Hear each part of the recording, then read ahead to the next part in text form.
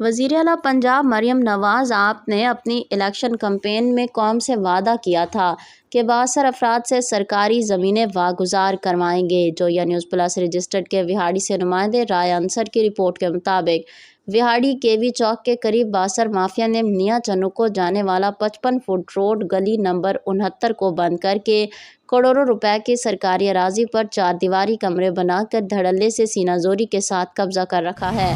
بااثر land mafia نے پٹواری شیخ لیاقت علی قانون گوئی ممتاز سے ملی بھگت کر کے کروڑوں روپے کی سرکاری اراضی پر قبضے سے روڈ بند ہونے کی وجہ سے شہری شدید پریشانی کا شکار ہیں۔